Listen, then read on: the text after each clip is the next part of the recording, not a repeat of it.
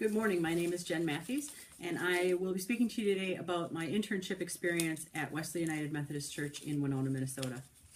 First, I'd like to talk to you about the church a little bit, about its history. It is a large traditional church in the city of Winona. Winona is about 26,000 people. We're mainly a retirement community and a college town, so we have both ends of the spectrum. This church is 130 years old, give or take. And we worship about 140 people. We have a membership of about 300. Just very traditional Methodist church in a small town. Background, it is my home church. I was raised in this church, confirmed, married, raised my daughter in this church. So that posed some unique things for this internship as well. And I'll talk about that a little bit later.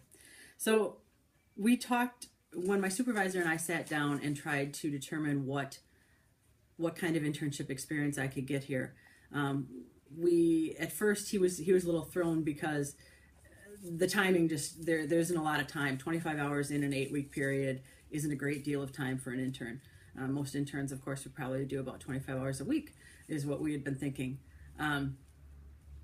So he was excited when I first said I was going to be an intern, and he wondered how I was going to do that with my job. And then I said, well, no, here's all we need. And he's like, oh, okay, so now we have to rethink how this would work. So we sat down and tried to determine, well, what could I get most out of it, and how could I be most helpful? And of course, we determined, first of all, that I would help lead worship on whatever Sundays that the executive pastor or the associate pastor wasn't there. And so that just meant that I would help introduce hymns, do announcements, pray over the offering, those kind of things. And I probably did that 3 or 4 times during the course of the internship. A bigger piece was I planned a message and gave a sermon at both services on one Sunday. And this was big, and I'll talk about that a little bit later as well. We also give a service monthly at an assisted living facility here in Winona, and I planned and led that worship service twice during the internship. I sat in on every committee meeting for the church during these 2 months, of which there were many, and I also helped to take a more leadership role on a task force that's currently looking at plans to help our future for this church, because we're facing quite a few things in our future. So going in, I had some concerns as to whether this could be what I kept calling a true internship, because I'm a known commodity in this church. I'm a leader in the church, and I wondered how I would be treated, if I would be treated any differently, and if I could actually get a true learning experience here. And of course, in my schedule, I was worried about. I work a great deal, as most students here at the school do, and I wasn't sure that I would have enough time to devote to the internship to get as much out of it as I wanted to. So I'll talk about how I dealt with these concerns a little bit later as well. The question that I posed going in was whether or not female leaders face any type of gender bias when it comes to leadership roles in the church, whether that still is happening.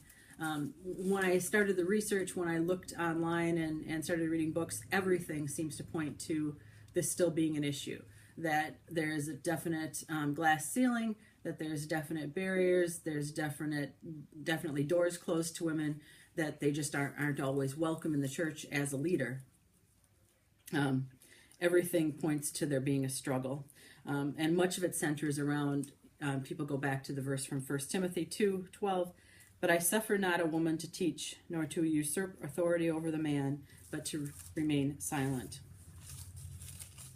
And this is still used in some denominations as a basis for why women shouldn't be in leadership, and it's still used by some older people as well, that take a more traditional view of the Bible, that they use this as why a woman shouldn't be in authority. I do, though, go to a church that offers full inclusion to women, so it's not spoken about like that, but I will say that for older folks in the congregation, there is still a real desire to have a male leader. They're more comfortable with that, and that's okay.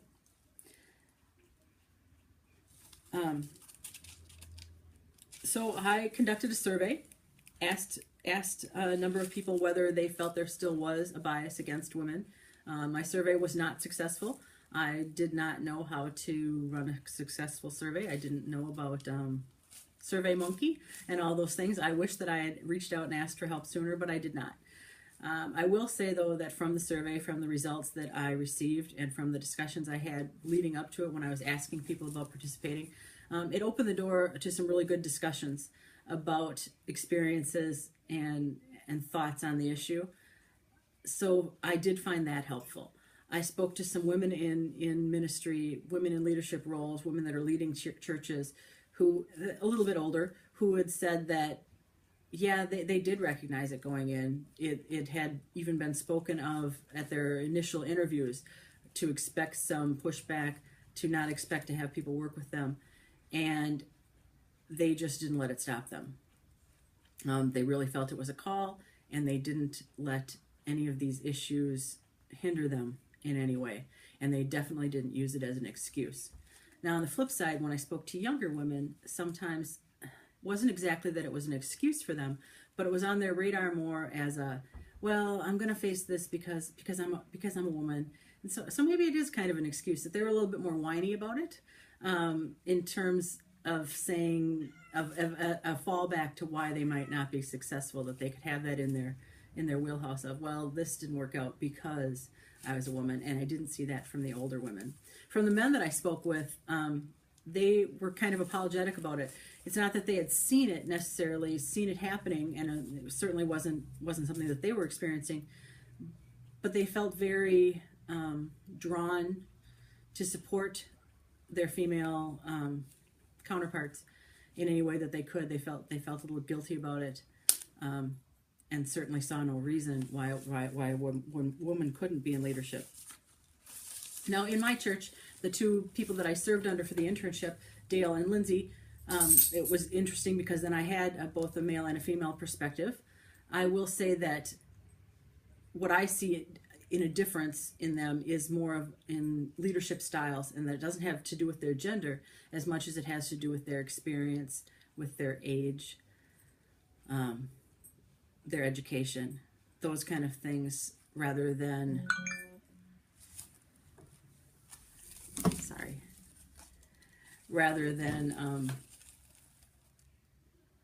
it being a gender issue. Dale is our executive pastor, and he is an older male, and he commands respect when he enters a room. And Lindsay is our associate pastor, and she is a female in her 30s, and she does have to fight for it. This, I don't think, though, is because she's a woman. I think it has more to do with her age. So, but that being said, I learned a great deal from both of them. Both of them have very unique leadership styles, and I was very lucky to get to serve under both of them. So I want to talk a little bit about my message that I gave that took up a big chunk of the time. So I had to prepare a sermon for both services. We offer a traditional service and a contemporary service at our church. So you deliver the same message at both services, but you kind of have to tweak it because the audience is a little bit different. I didn't know going in, well, I had been told, of how much prep time a pastor needs to prepare a message. And it's a lot. It's a lot. And what I found was, even more than preparing and writing the message, was how much mentally I had to prepare, how much thought I put into why I was choosing the words I was, and kind of sitting with God and praying about it. That time element was critical. And I just don't have that kind of time with my schedule. So I wish that I could have spent more time with it. And I think going into my future, that's going to be my biggest struggle, is actually carving out chunks of time set aside to prepare. And I've spoken with my pastor about this as how you have to guard that time, because you really need it. So I gave a message on purpose and what your purpose is in life. And I was able to tie it into the mission trip that I had been on this summer with our youth, and into our future as a church going forward. And so I felt that it worked really well. I was proud of the message I gave. Some downsides to it, as you can see, I move around as I speak. I rock back and forth as you can see. I'm sitting here. It's not a physical thing; it's just a nerve thing. I also speak too quickly at times, and it's something I'm working on. You gotta take a breath as Professor said, and pause and pray. I received some good feedback after the sermon. Received very little negative. Of course, the negative I took to heart the most, and that's a personal thing for me. Received very little feedback from my pastor. And that leads me into the next portion, talking about how we interacted and how he helped me through this. His style isn't to give feedback immediately in a one-on-one. He's very thoughtful and introspective. At least that's how I interpret it. And so he really didn't give me any feedback after the message. And it had been very nerve-wracking because he was worship leading when I gave mine. When we sat down to do my midpoint evaluation of the internship, it was very positive, and I was actually shocked because in the business world, normally performance evaluations can be quite negative. They focus on the things that you can do to improve and not on the things that you're doing well. And Dale's evaluation of me was quite positive, and it was exactly what I needed to hear. He probably knew that. When we finished, he asked what he could do to help me more, and my response was, you could be more critical, because the only way I can grow is to receive criticism. And so we discussed ways that he could give me feedback in a more helpful manner. Not that he was giving it and it was hurtful, but I don't know if he was holding back or if he wasn't digging deep enough or what it was, but I needed more. I needed more comments on what I was doing and tricks of the trade to help me along. Now, on the flip side, when I spoke with Lindsay about what I could do differently, she had more honest, constructive feedback. She had more things of, here is what you can do to fix this. And I think that comes from her age, from a different type of relationship we have. Working under Dale as my supervisor, because he's a little bit older male and he's been mentoring me for a while, our relationship is a bit different. And under Lindsay, although I was serving under her as well as an intern, maybe it's an age thing, maybe it's because we're both women, maybe it's because she knew what I needed, but she was able to offer feedback in a different way that was a bit more helpful. So I appreciated that. Now, looking at the question from my survey on whether male and women, men and women face differences in leadership and ministry, I will say that at times they do, but it's not an issue of whether it's different because they're men and women. It's just simply because they're different people. And it's all about your leadership style. It's all about how you relate to other people. Some women relate very well to a broad base of people, and some men do as well. And some women come across as abrasive, and some men do as well. And it's not anything to do with their sex. It's all to do with them personally. And I think that's the bigger piece of this, that it's more about your experience and it's more about your style than it is about your gender. For women, though, I think that it's helpful to recognize that you are going to face some struggles because you're a woman, but you're going to face that throughout life. You're going to face that in any job, but you can't let that stop you from doing your job. That's the biggest takeaway, that it's not an excuse. It is what it is, and you just have to deal with it. Some things that I would do differently if I was to start this internship again, and I would tell this to other interns starting, I wish that from the onset I had been more open with what I needed from this internship, what I was hoping to get out of it, rather than focusing solely on what I hoped to get, on how I hoped to help the organization or what I needed from it academically. I wish that I had spoken more about what I needed from it personally. It sounds a little wishy-washy, but it's more a sense that I felt like I needed to hold back, and it was just, tell me what I'm going to do and I'll do it, rather than here's what I would like to do and can I do it. I wish that I had opened up my schedule sooner. About halfway through I did. I tried to match my scheduling, my days off, to the pastor's schedule so that I could attend a few more one-on-one meetings that he was having with people, so that I could attend the staff meeting at church, so that I could speak with him even more immediately after we had meetings and events, so that we could talk about them quicker, because that was more helpful for me. I did that about halfway through. I wish I had done it even sooner. I also, about halfway through, pushed to be included in more things. Like, I just said, hey, I'm going to sit in and help teach confirmation. Hey, I'm going to sit in on this because, and when I spoke to the pastor and almost apologized for being pushy, he said, well, no, whatever you need to do, you just tell me. I guess I hadn't realized that you wanted to do that. And so I had to take the reins a little bit more, and I wish I had done that even quicker. And of course, as I said before, I wish that I'd gotten help with the survey. I wish I had understood it better and had handled things differently with that. Part of this internship was to help me fully discern my call to ministry.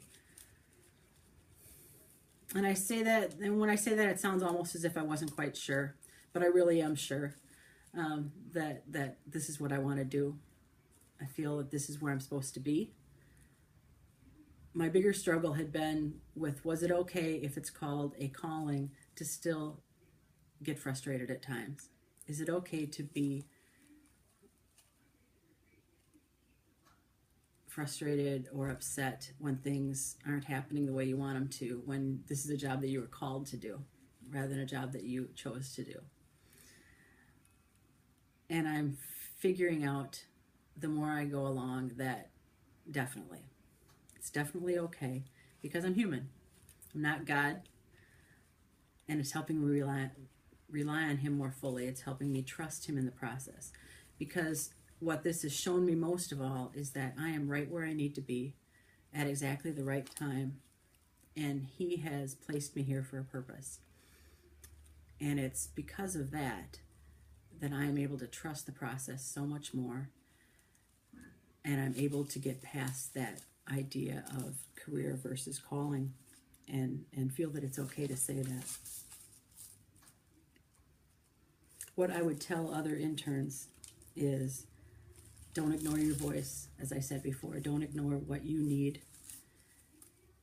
And self-confidence issues run deep, and that might be a personal thing for me, but it's a constant battle. And I would also tell interns, if they're going into something like this, something that Pastor Dale told me was, experience is the only way you can do it. Sometimes the only way you can get better at something is to simply do it. And so at the beginning, it's not going to feel good, and the more you do it, the more it's just going to come to you. We talk about leading worship and giving a message, and my doubts about my capabilities. And he says, well, you just have to keep doing it. And even when it doesn't feel right, know that you're getting there. And it's okay, because it's part of the process. One of the things I learned most from Lindsay, going back to that, and I would tell other interns in this type of field, is that you need to separate yourself from other people's issues. It's about boundaries, and that sometimes when someone is having a problem, when someone lashes out, it's very easy to internalize that and take it in as something that I've done wrong, as something that as a personal problem they're having with me, when it's generally about them. And that's not just a church thing, that's in life in general. Most people's issues have more to say about them than you, and you can help them through them, but that doesn't mean you have to own their issues. So as this finishes up, as this internship is winding down, my work at the church is just beginning, and I may never feel totally ready, but what I do realize is the whole experience at school and the experiences I've had through life and the internship experience have all been leading me up to this point, and it's given me greater confidence, it's given me greater resources, it's helped me reach out to people even more, and I wouldn't trade it for the world. So I thank you. Thank you very much.